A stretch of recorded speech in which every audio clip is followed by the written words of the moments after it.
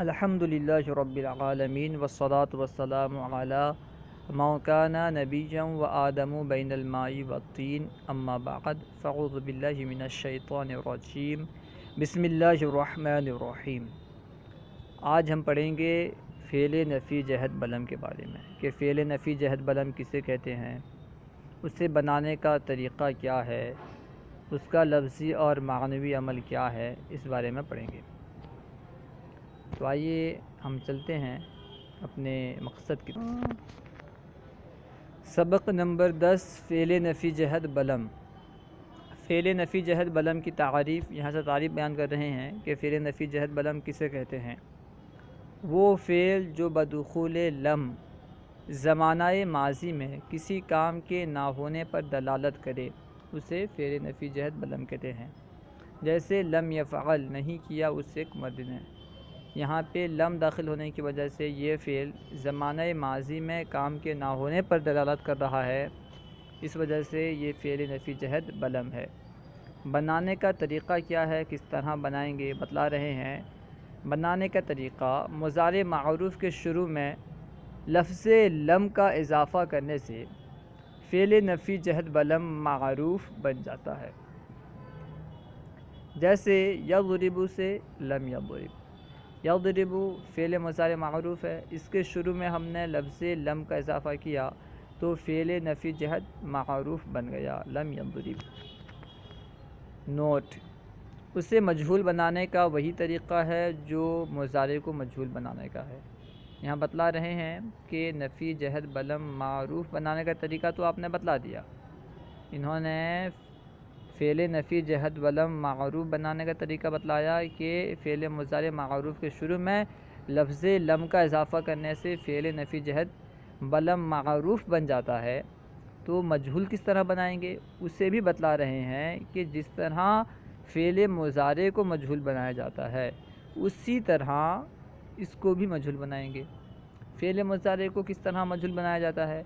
فعل مضارع میں علامت مضارع کو ضمہ دے کر اور عین کلمے کو فتحہ دے کر اسے مجہول بنایا جاتا ہے، اسی طرح اسے بھی مجہول بنایا جائے گا۔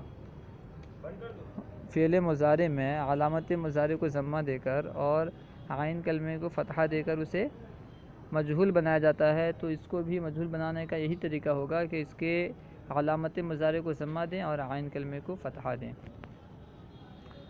نمبر 2، لم فعل مضارع پر داخل ہو کر اس میں دو طرح کا عمل کرتا ہے، ایک لفظی عمل، دوسرا معنوی عمل۔ لفظی عمل کیا کرتا ہے، معنوی عمل کیا کرتا ہے، اسے بتلا رہے ہیں۔ لفظی عمل بتلا رہے ہیں پہلے، پھر معنوی عمل بتلائیں گے۔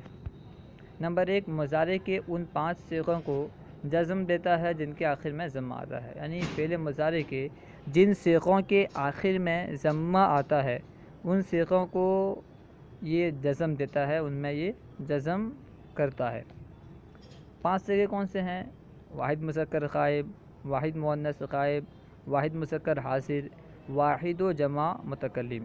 ان 5 صیغوں کے آخر میں فعل مضارع میں ضمہ آتا ہے تو لم ان 5 صیغوں میں داخل ہو کر انہیں جزم دے گا۔ لم ان 5 صیغوں میں داخل ہو کر انہیں جزم دے گا۔ اگر ان 5 صیغوں کے آخر میں حرف علت ہو تو اسے بھی گرا دیتا ہے۔ جب لم فعل مضارع میں داخل ہوتا ہے، اگر ان 5 صیغوں کے آخر میں حرف علت ہو، حرف علت یعنی الف واو یا الف ہو یا یا واو ہو، اگر ان میں سے کوئی ہو تو اسے بھی گرا دیتا ہے۔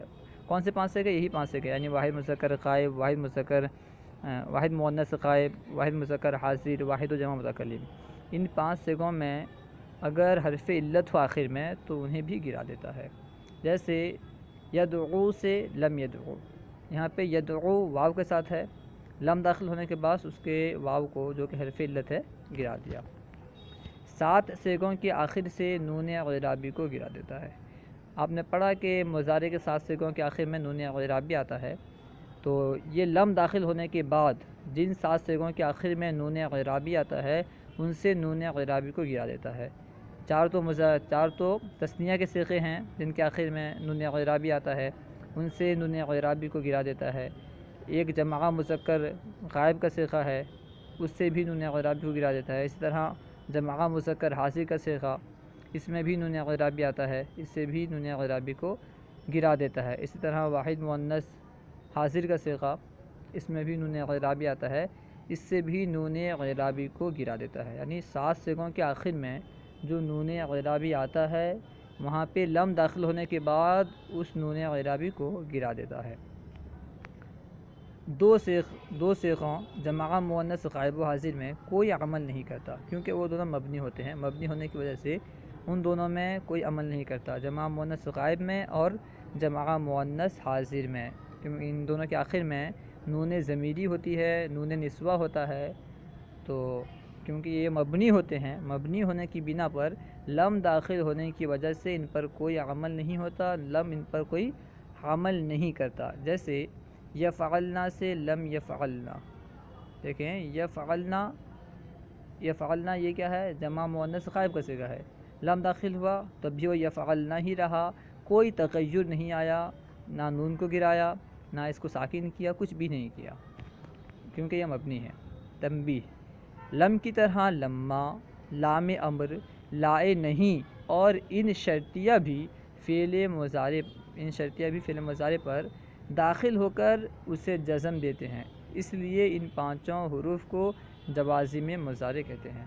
یہاں سے بتلا رہے ہیں کہ جس طرح لم فعل مضارع میں داخل ہو کر 5 صیغوں کو جزم دیتا ہے اور کچھ صیغوں سے نون اعرابی کو گراتا ہے، ٹھیک اسی طرح لما، لام امر، لائے نہیں، ان شرطیہ یہ بھی فعل مضارع پر داخل ہو کر لم کا عمل کرتے ہیں، اس وجہ سے ان پانچوں کو، لم کو، لما، لام امر، لائے نہیں اور ان شرطیہ، ان پانچوں کو جوازم مضارع کہتے ہیں۔